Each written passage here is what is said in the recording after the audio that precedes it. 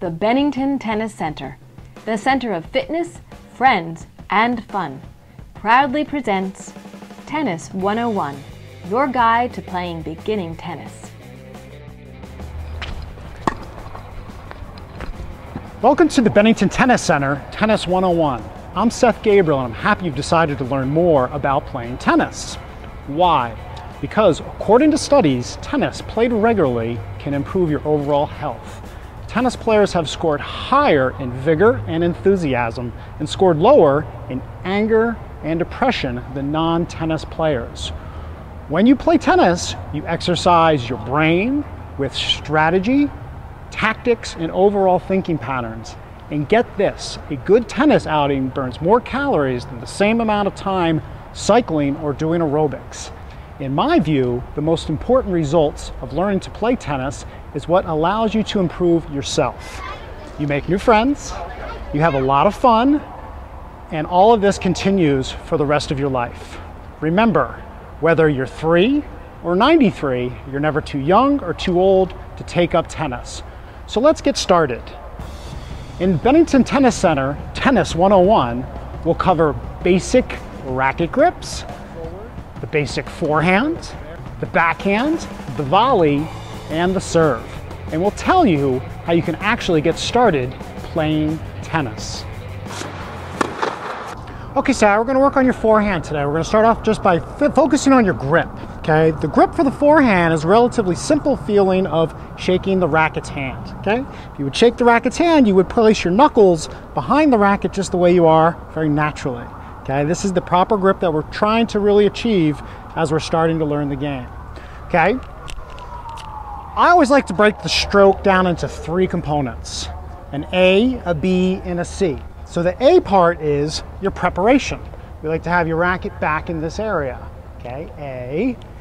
B is our contact, and C is our follow through as we're coming up nice and high. So the racket is traveling from behind, making contact in front, and finishing forward, okay? The way we're going to practice this is I'm going to do a few balls that I'm going to drop to the side, and you're going to hit to the other side of the court. So I'm going to have you cheat a little bit and already have your racket in the back position, ready to go. So we're going to drop, contact, and follow through. Excellent. Racket back, drop, contact, and follow through. Okay, as we go for the next swing, let's try not to over-rotate. Let's try to keep ourselves squared as we swing forward with our racket. Okay, so we're back, forward, and through. Very nice. A different sound right there by giving us a more solid side contact. Racket back, down, and through. Very nice. Okay, for the next 3 drops, what I want you to do is think of focusing on your follow through. Okay, when you finish, it's nice to come up over and around that shoulder. Okay, so last time you were coming just a little short. Let's see what happens when we come up a little higher. Racket back, down, and through. Nice. A little more spin on the ball. Racket back, down, and through. Good. Keep the shoulder turned. Prep. There, we have a lot of action on that. Kind of took a nice stroke through. Okay, so we're going to continue to work on the forehand. Prep, turn, and hit. Turn, hit. Excellent. Prep, turn, hit. There you go. Turn, hit. Nice contact. Tick and through. Good. Let's get that racket back nice and early. There we go. There we go. Take it again. All right. Back and through. Okay, Sarah, we addressed your grip. Started you off with a relatively flat shot. I think you have a very nice forehand. I hope you really utilize it when you play your matches. Thank you. Man, woman, and even kids do not live on the tennis court by forehands alone. You've got to have a backhand. And here to show us what that's all about is Bennington Tennis Center Assistant Head Pro, Dan Rowe. Thanks, Seth. The first thing that anyone must learn with this stroke is to love their backhand, and don't be afraid of it. So let's get right to the backhand grip. Okay, now I believe in going with what is natural grip-wise. There are a couple options here. You are showing me a continental grip, which is basically your hand is on top of the racket, and we loosely refer to this as the handshake grip. You also, the gap here between your finger and your thumb kind of comes right down on the edge of the racket. We even show kids to do that. You hold your fingers like this, slide the racket down, and just hold on to it. Now, just like a handshake, you don't want to choke it. You know, you want to have a natural grip, and you also want to let the racket drop. Let the wrist relax a little bit. Yeah. Now, sometimes you might want it up there, but you can control that with your wrist. All right? What about if you did that? So we can do this with our, can you do that as well?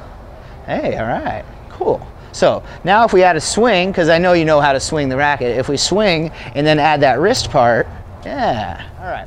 So the first thing I like to see when people are taking a backhand is physically turning yourself sideways. Getting the hips and shoulders sideways allows you to make ball contact in this general area.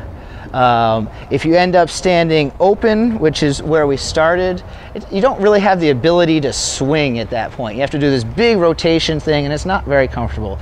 So as we get sideways, you're able to go ahead and do a swing. I know you're itching to swing, so just go ahead and swing naturally and see what happens, okay? As I said, you're very athletic, and it's okay that you have never hit a backhand before, but you are an athletic person, and I'm sure you'll be able to figure it out very easily, all right? Now, as I see your swing, you're naturally stepping this way. What I'd rather see is actually a stride towards the net. So as you're stepping, and actually, I'm gonna do it this way, so you're not looking at my backside, because you don't want to see that.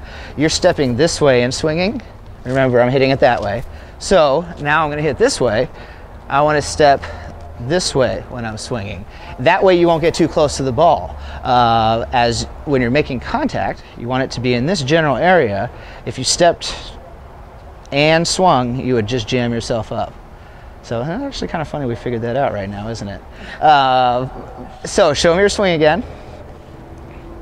Okay, all right. What do you say we try a couple of those? Let me bounce a few balls for you. All right, nice job.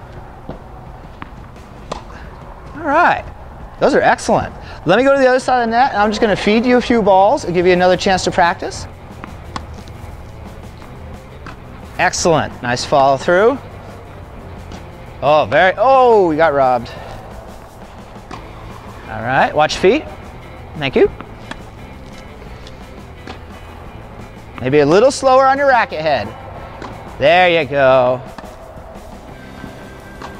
All right. Right. Nice job. Oop, no, one more. All right. Nice job with those. Part of what I wanted to do today was introduce you to the backhand. You naturally have a one-handed backhand, which is fine. Some people have a two. Again, it's whatever is more comfortable. So that's the backhand for today. Good job. Thanks, Dan. The forehand and the backhand in tennis are called ground strokes. Now let's talk about another important stroke in tennis, the volley. And here to take you through the volley is the Bennington Tennis Center Elite Pro, Trevor Grimshaw. Thanks, Seth. Although the volley may look like the easiest stroke to learn, it's really one of the hardest to master. This is because your time to react and set yourself into motion is drastically reduced. So the solution? We take out a lot of the motion. So Sarah, one of the biggest parts of the volleys is the grip. Just like all the other strokes out there in tennis, it's very important that we don't forget about the grip on this stroke. So what I mean is, what we really want to focus on is that continental grip. It's that basically that shake hands grip that a lot of people have taught you in the past.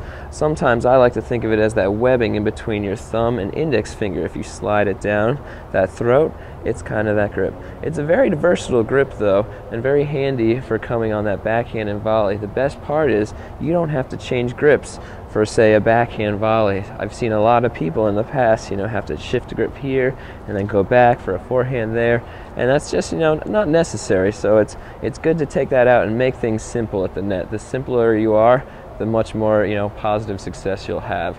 So the other couple little things besides the grip out there are always keeping your hands up in front Always really making sure that you take that ball out in front of yourself. You know, not having too big a shoulder turn is very, you know, beneficial to you on the volley. If you do have a big shoulder turn, that ball tends to get behind us and it's very hard to control. It's much easier to control a volley out in front of us here. Same thing on that backhand side. You know, I had a coach one time told me squeeze and freeze, and you know, you can have a really soft grip and then kind of firm it up right at contact point, and that's going to help you. The last little thing is, you know, your feet. You always want to stay animated on your feet, and you always want to keep, you know, pressing forward when hitting that volley. So sometimes we have this thing called a split step in tennis, and it goes with, you know, all the ground strokes, all the footwork in general. But basically, it's just a little step. You know, you keep it inside your shoulder blades, but it gets you in sync when, you know, I hit the ball. So I have a little thing called split right before I hit. So right when you split, you're actually going to be in sync with that contact point of the ball on my string, and you're going to really see it off my racket in a whole new way. So let's get into it. All right, here we go, Sarah. Oh, good volley. A tough one to start with. Yes, here we go. Nice job pressing forward. Here we go. Couple more. Excellent. I love how you're stepping into it. I like how you're taking it way out in front. Oh, sick. Let's do some backhand volleys. Nice job. I like that cross step. That cross step was really nice. It gives you the range and the reach to get a little more and a little extra out of your shot, especially when you get pulled wide like that. Oh, beautiful. Let's go random. Random is tricky. You got to always reset back to ready position quickly. If you don't and you hang out too long, the ball tends to get behind us or we wait. You're going to have to keep those hands up. Oh, yes. Two at once. Sick. Nice job. Last couple. Last two. Last one. Very nice. Nice job, Sarah. You can really see, though, when you keep those hands up in front, you get a whole new kind of definition of where that ball is, and a whole new kind of world of control opens up, and a whole new world of angles opens up too. But nice work. Very fun. Thanks, Trev. Okay, you've got the idea of the forehand, the backhand, and the volley. So what's left? Well, in tennis, you can't start the point without the serve. The unique thing about the serve is that you call all the shots. Think of it this way. When you hit a forehand, a backhand, or even a volley, you're reacting to your opponent's shot. You may have to move forward, backwards, sideways, or even at an angle to make the shot. But with the serve, since you are starting the point, what you do, how you strike the ball, where you put the ball is all up to you and only you. Okay, Sarah, we're going to work on your serve a little bit. What I'm going to do to demonstrate is I'm going to hit a few serves and just give us a kind of a feel of what we're looking for when we actually serve. So stepping up to the line, reach, gonna hit. Reach, gonna hit. Take it again. You'll see I start my ball, toss up, and then I go up to hit the ball. So the first thing that you see that I do is that I toss my ball. So let's start at that point. This is often an area that people don't practice enough, and they could practice this at home. Put your racket down on the ground for me, please. Okay. What we're looking to do is we're looking to have you place your racket just inside the court here. Okay, let me do the same with my racket. Right inside the court. A nice ball toss ideally should be inside the court. By placing your racket inside the court, you now have a target. What you're going to do is you're going to step up right to the racket. Ideally, we're trying to toss it up and have it come down right around the general area. Let's see if I can do that again. Up and out. So right there, you can see I need to practice my toss as well. So let's have you step up to the line, put yourself square to your racket. We're looking to toss and have it come down around the racket. Okay, a little bit off to the side, kind of shows you where your toss is. There we go, let's do it again. Up, got away from you a little bit. Very nice, that is exactly what we're looking for. Okay, so we're gonna take our rackets again. The next activity that we're trying to do to warm up our serve is we want to take two balls in our hands. Let me give you another ball. Okay, this helps you with utilizing both hands, what you do when you serve. What I'm going to do is I'm going to toss this ball, which is my tossing hand. I'm My racket hand has another ball in it, and I'm trying to throw it up there and hit the other ball. Very rare that I can do this, but I'll give it a try. So it's up and making contact over the head. Okay, so that shows you the height that you're looking for, and then having enough coordination and ability to throw the other ball up there. Why don't you give it a try? I think you'll surprise yourself that you can do this too. All right, very nice. So now let's take your racket in your hand. That kind of gave us a chance to practice where our ball toss should be. Okay, so the next thing we're going to do is we'll have you stand up here. What we're looking to do is now kind of getting that same ball toss in the court, up high enough. Let's have you focus on bringing your racket from the front to a back scratch position, to contact up, and then follow through across.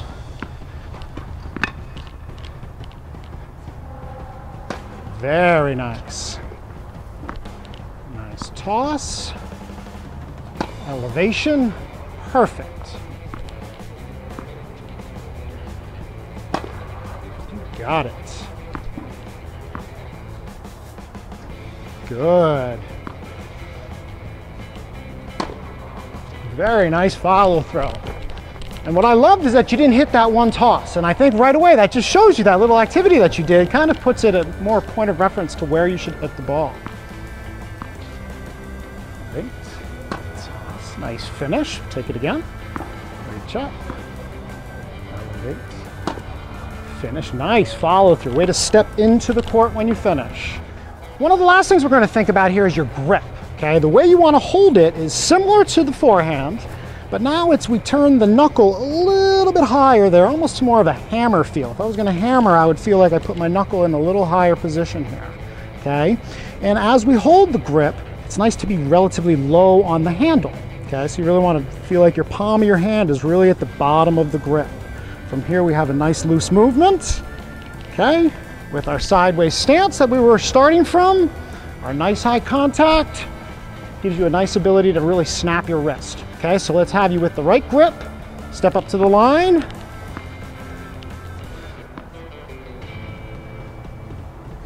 Wow, that's a different serve. Let's take a few more. Sarah.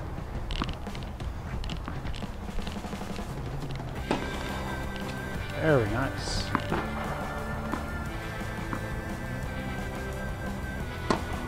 Woo.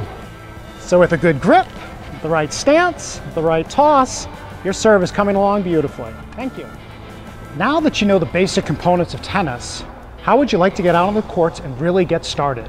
All of us at the Bennington Tennis Center would love to have you right here, learning the game, getting better at the game, getting fitter, making new friends, and of course, having a lot of fun. The Bennington Tennis Center is both an indoor and an outdoor facility. The Dome, as we call it, is used from October to April, and then we move outdoors for the summer months to our brand new courts at Bennington College. You can contact the BTC by calling 802-447-7557, or you can visit us online at benningtontenniscenter.com.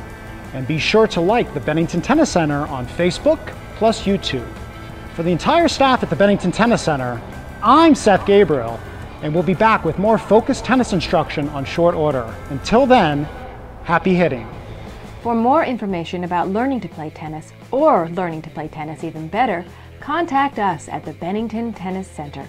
Call 802-447-7557 or visit us at benningtontenniscenter.com. Tennis 101 is produced and marketed by Bennington's new video and social marketing agency, American Ingenuity Media. Call us at 301-370-1371